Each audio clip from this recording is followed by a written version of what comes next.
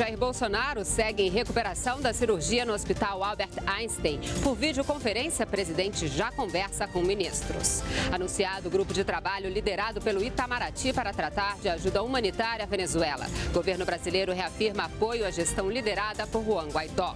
E continua a busca por vítimas da barragem da Vale em Brumadinho, Minas Gerais. E agentes públicos montam força-tarefa para atender a população afetada pela tragédia. O governo federal determina que vistoria nas barragens devem ser concluídas neste primeiro semestre. No azul, balança comercial brasileira inicia 2019 com saldo positivo de mais de 2 bilhões de dólares. Essas e outras notícias você acompanha agora e para participar basta acessar o bate-papo ao vivo no YouTube ou usar a hashtag TVNBR nas redes sociais. O Repórter NBR começa agora.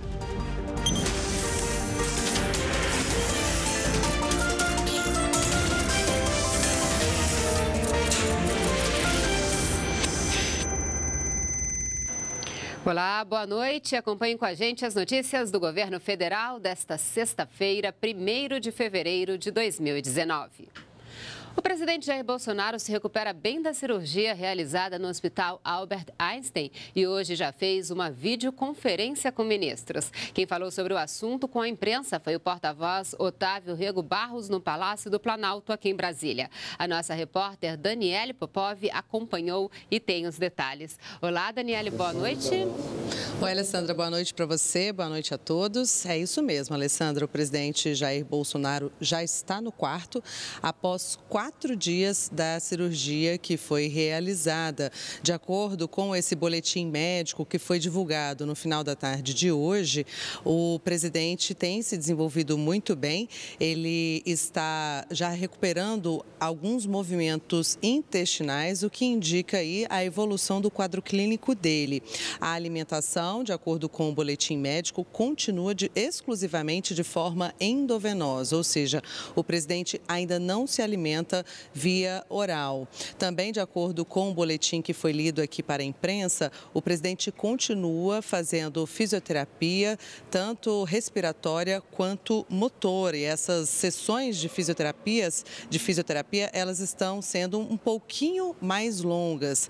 Pela manhã, como você disse, Alessandra, o presidente ele realizou uma reunião por meio de videoconferência com o ministro do GSI, o general Augusto Heleno, para falar de assuntos aqui do Palácio do Planalto. O presidente também recebeu em seu quarto a visita de um grupo do hospital que executou ali algumas canções para ele, inclusive uma música que foi pedida pelo presidente Jair Bolsonaro, a música Evidências, que é uma canção bastante conhecida por todos os brasileiros e executada pelos músicos Chitãozinho e Chororó.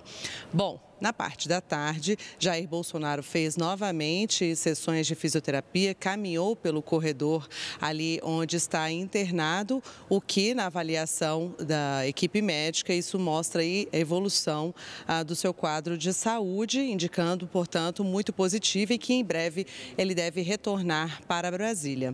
Além de falar sobre o boletim médico de hoje, o quadro de saúde do presidente Jair Bolsonaro, o porta-voz trouxe informações sobre Brumadinho, sobre as ações que o governo vem realizando com relação a Brumadinho. Entre elas, uma ação do Ministério do Desenvolvimento Regional que foi anunciada. Vamos ouvir. O Ministério do Desenvolvimento Regional, por meio do ministro Gustavo Canuto, informou nesta sexta-feira, dia 1º, que as vistorias às barragens de mineração deverão ser concluídas neste semestre. Os órgãos fiscalizadores já foram informados sobre o novo prazo. O porta-voz Rego Barros também falou sobre um ataque que foi realizado contra a Embaixada Brasileira em Berlim, na Alemanha. A sede da embaixada ela foi atacada por vândalos, por um grupo de vândalos que atacou ali um vigia desarmado à frente dessa embaixada. Eles também quebraram vidraças e sujaram a fachada da embaixada, né? Segundo o porta-voz, a polícia alemã está investigando esse caso, mas o governo está tentando ver aí alguma solução para aumentar a segurança do local. Alessandra, eu volto com você. Muito obrigada, Daniele, pelas informações. Bom trabalho para você. E as barragens de rejeitos de minério que apresentam alto potencial de danos têm até junho deste ano para instalar câmeras de monitoramento 24 horas. De acordo com o diretor-geral da Agência Nacional de Mineração, desde 2015, após o rompimento da barragem Mariana, o governo já vinha tomando uma série de medidas para evitar novas tragédias. A obrigação dos empreendedores com barragens de alto dano potencial associado, com método construtivo a montante e com pessoas atingidas em seu mapa de inundação, de manter monitoramento em tempo integral, e isso inclui a implantação de monitoramento de vídeo 24 horas por dia das barragens. Esta obrigação tem que ser cumprida por todos os detentores dessas estruturas até o dia 18 de junho agora de 2019.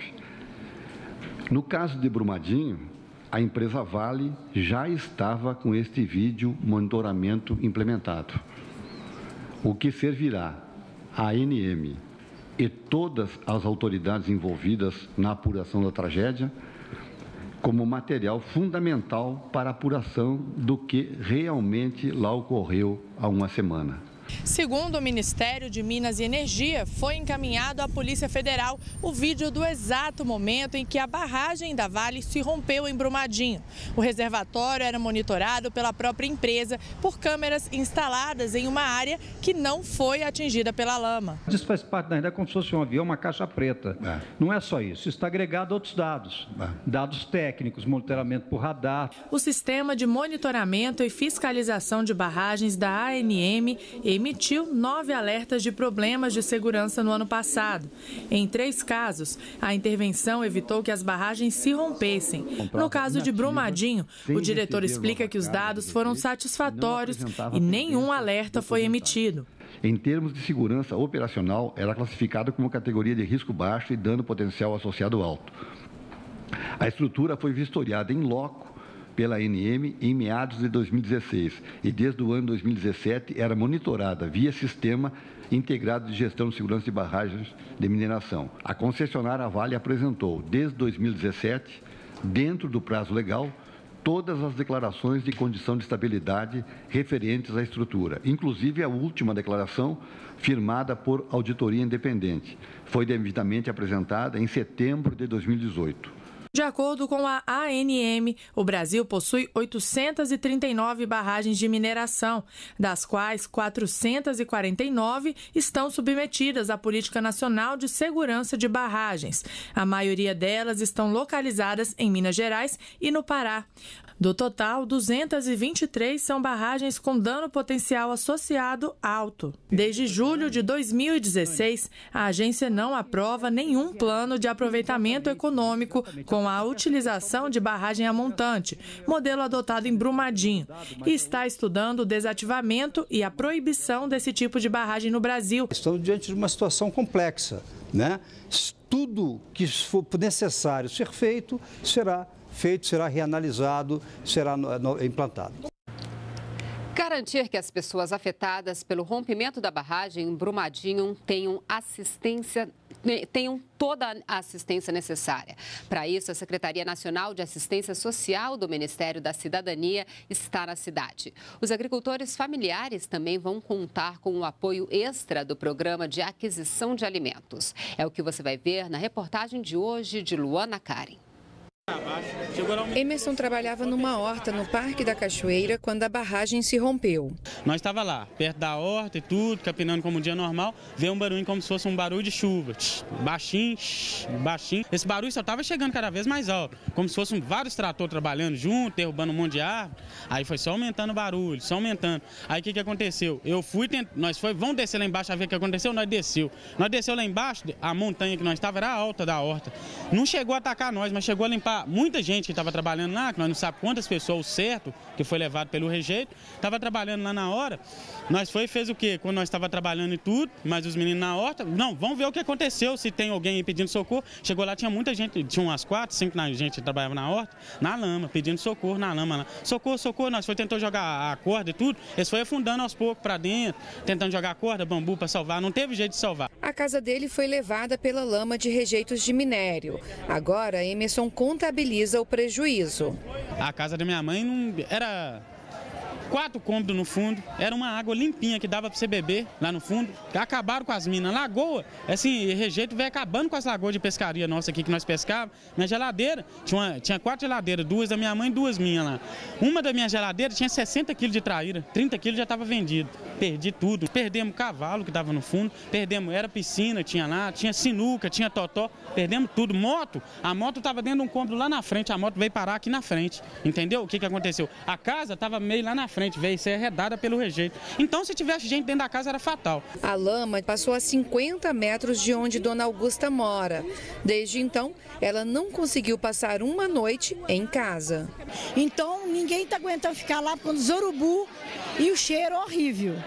É muito triste. Eu estou traumatizada, estou de uso de calmante, porque nem comendo, não estou direito, estou passando a biscoito com café, com leite. Então, estou traumatizada porque eu vi o começo e o fim.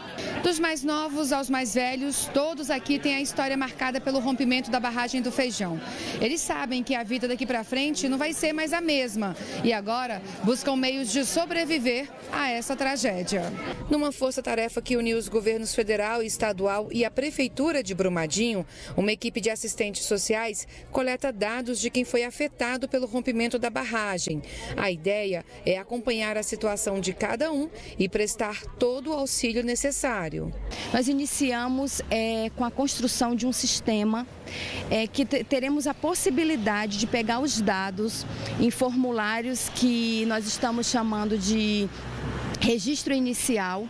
Nós vamos pegar informações dessas pessoas que foram atingidas e esse sistema foi construído em parceria com o governo estadual e o governo municipal e nós teremos condições, a partir dessa informatização do sistema, de acompanhar como era a vida dessas pessoas anteriormente ao desastre, como estão agora e acompanhar como vai ficar no próximo período. Para ajudar neste recomeço, cerca de 1.500 famílias que recebem o Bolsa Família no município terão um pagamento antecipado. Já os pequenos agricultores terão a venda dos produtos garantida pelo Programa de Aquisição de Alimentos. O PA foi ampliado em R$300 mil e passou a ser de R$420 mil para que mais agricultores familiares de Brumadinho possam participar. Josiane é beneficiária do Bolsa Família e terá o pagamento antecipado. O pai dela, que trabalhava como terceirizado na Vale, está desaparecido. Enquanto as buscas seguem na região, ela procura agora no que se apegar. Mas é difícil demais de acreditar no que está acontecendo. Eu não sei nem o que eu faço mais. É difícil. Mas esperar para ver o que vai acontecer, né? O que eles vão resolver com a gente. A minha vontade é de sair daqui, que eu não quero nem ficar aqui mais nesse lugar. Isso aqui, minha mãe também não quer morar aqui mais, quer ir embora daqui. E a gente não sabe o que a gente faz, para que lado que a gente fica. É difícil, é difícil. O rompimento da barragem do Feijão aconteceu na sexta-feira da semana passada, às 12h28.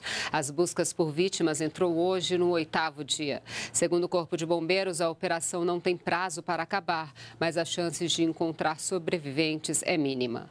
As equipes já trabalham com máquinas mais pesadas, como escavadeiras, para remover a lama em busca de corpos. Até agora foram confirmadas 115 mortes, 71 corpos foram identificados e há 248 desaparecidos.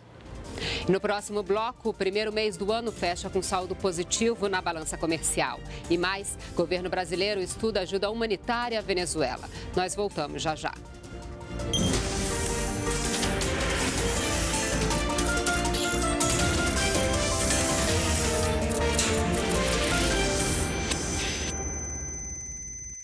Galera, chega mais. o ar do Enem mudou. Não falei? Olha o tamanho desse quarto. Meu quarto aumentou e também ganhou interatividade. A hora é sua! É isso, galera. Novo cenário, novo quadro e mais interatividade. Hora do Enem. De segunda a sexta, 5h15 da tarde. Domingo, 8h30 da manhã.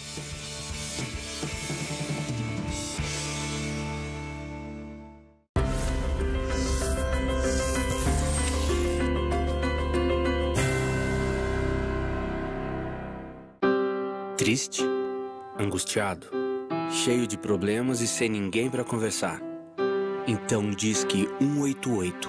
188 é o novo número de atendimento telefônico do CVV, Centro de Valorização da Vida. De orelhão, celular ou telefone fixo, a ligação é gratuita e funciona 24 horas todos os dias. Ligue 188 e receba apoio emocional.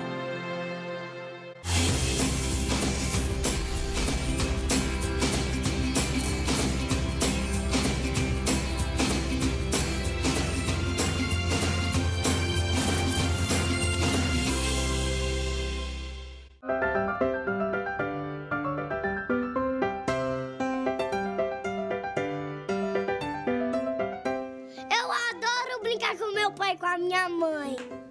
A família ajuda quando a gente está numa situação difícil.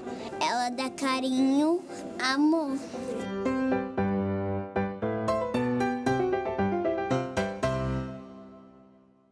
Infraestrutura avançada para o país exportar mais. Acordos que abrem novos mercados aos produtos brasileiros. As políticas públicas que promovem recortes da balança comercial, você acompanha aqui na NBR.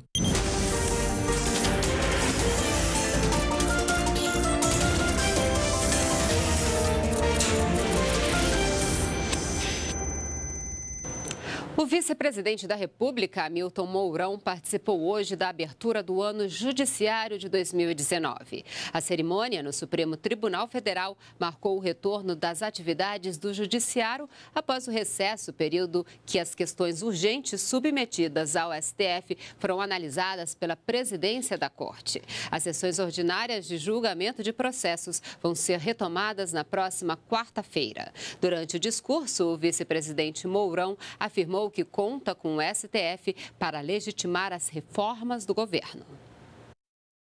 Como reiteradamente tem sido destacado pelo nosso presidente, e aqui abro aspas e cito o que ele disse: os desafios só serão resolvidos mediante um verdadeiro pacto nacional entre a sociedade e os poderes executivo, legislativo e judiciário, na busca de novos caminhos para o nosso Brasil.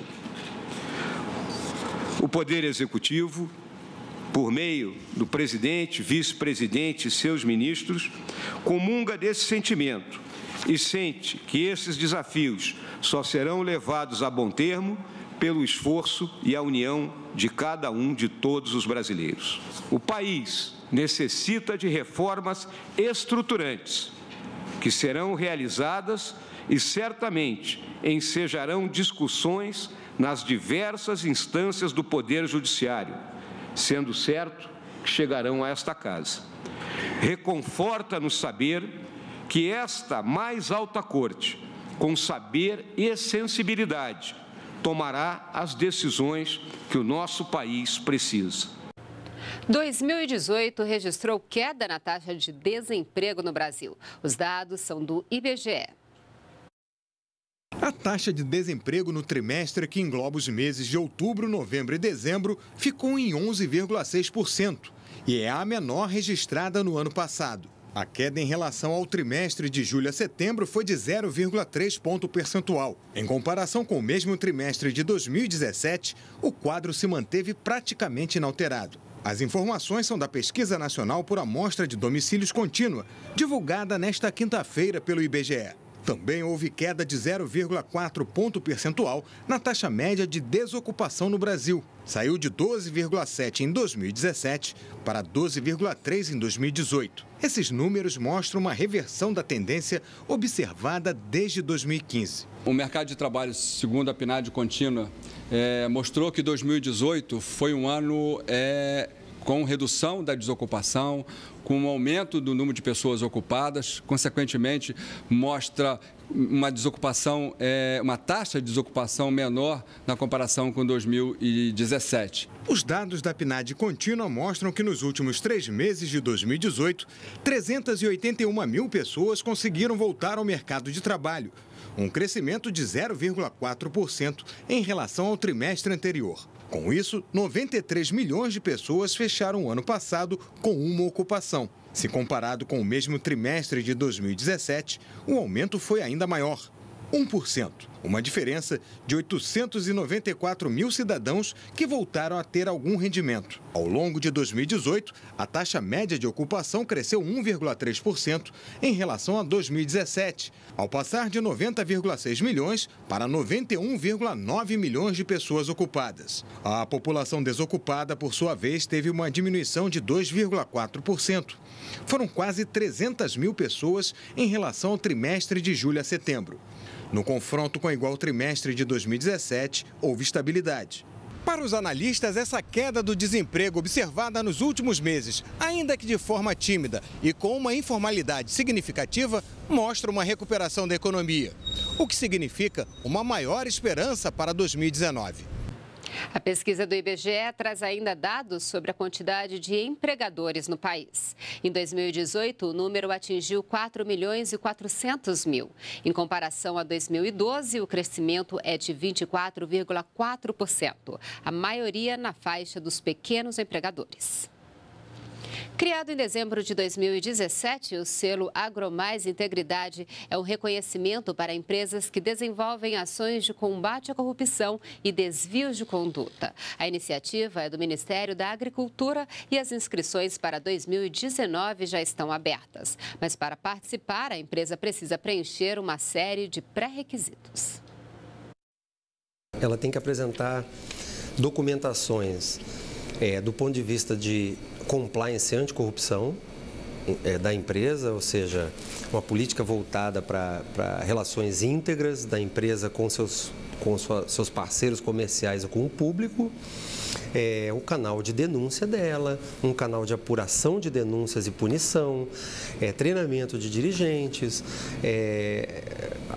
o próprio reconhecimento de que não tem dívidas aí com o erário em relação a multas da fiscalização agropecuária, multas do IBAMA, aí ele entra na responsabilidade trabalhista também, ele não pode ter trabalho que é uma prática muito condenada no meio agrário, que é trabalho infantil, exploração do trabalho infantil e o trabalho escravo análogo. Então ele retira certidões que comprovem essa lisura e depois ele vem para a parte de sustentabilidade, a parte ambiental. O chefe da assessoria especial do Ministério da Agricultura explica como participar. Abriu hoje, dia 1º de fevereiro, está no site do MAPA. Você entra lá no site, tem um campo de integridade lá e dentro dele você vai ter o link de inscrição. A empresa vai ficar aberta até o dia 31 de maio e a empresa entra lá, vai cadastrar os dados principais da empresa, o setor que ela atua. E aí ela vai cadastrar um representante que vai receber um link de acesso, que só ele tem acesso àquele link para trazer essas documentações que a gente falou aqui. Primeiro mês de 2019 fecha com saldo positivo na balança comercial. Os dados são do Ministério da Economia. O mês de janeiro terminou com saldo positivo de 2 bilhões e 190 milhões de dólares. O país importou 16 bilhões de dólares em produtos, mas arrecadou 18 bilhões com as vendas. O comércio cresceu 12% em relação a janeiro de 2018, né? Tivemos o maior valor exportado para meses de janeiro, né? Foi o janeiro desse ano, 18,6 bi. A grande maioria das exportações foram de produtos básicos e manufaturados. Em relação a janeiro do ano passado, aumentaram as vendas de milho em grãos, algodão, minério de cobre e soja. Houve um aumento também das vendas de plataformas para extração de petróleo, aviões e óleos combustíveis.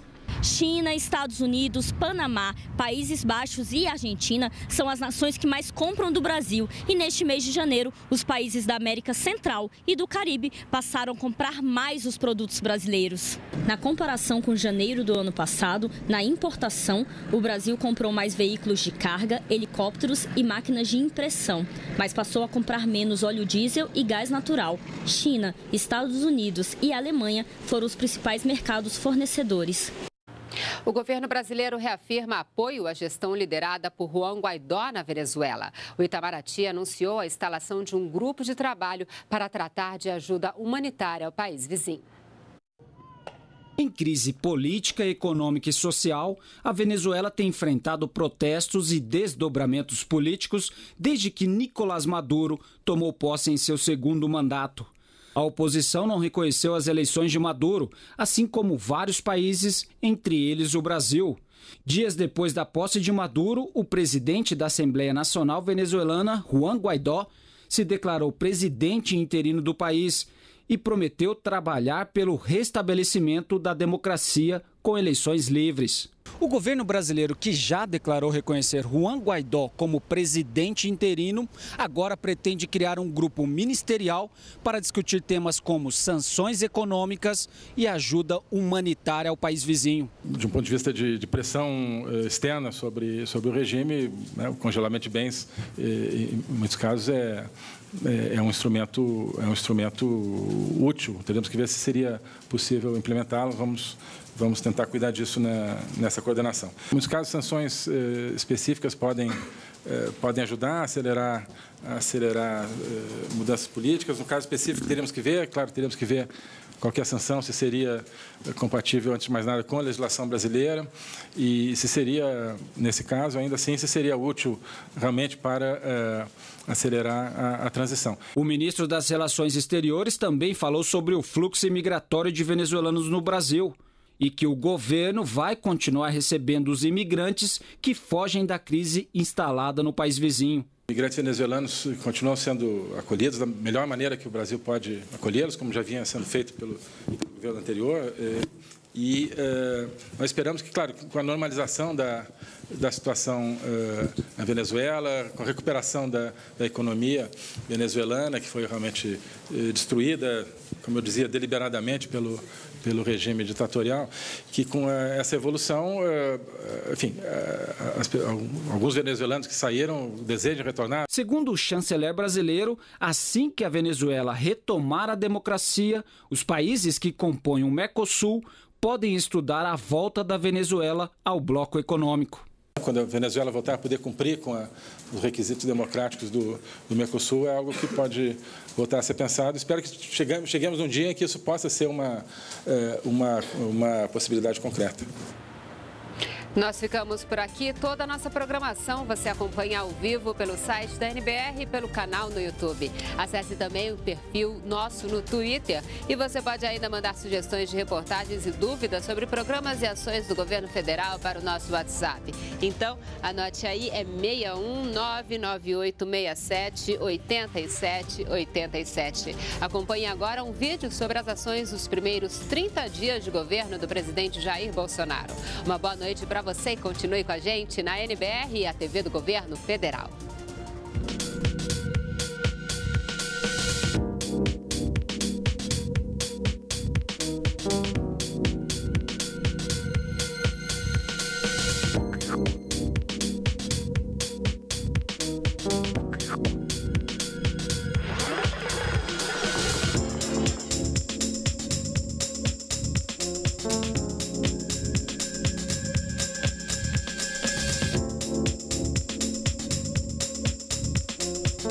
Para lhes garantir esse legítimo direito à defesa, eu, como presidente, vou usar essa arma.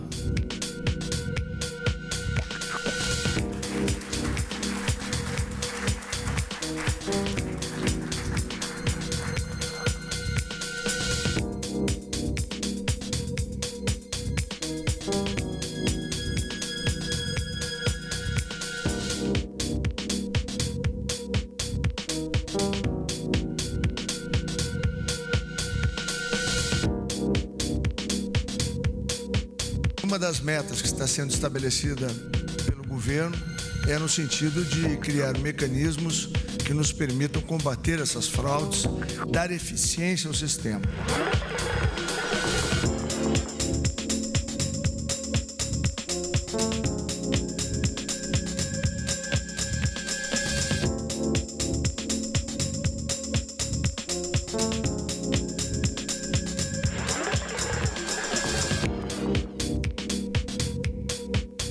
Queremos governar pelo exemplo e queremos que o mundo restabeleça a confiança que sempre teve em nós.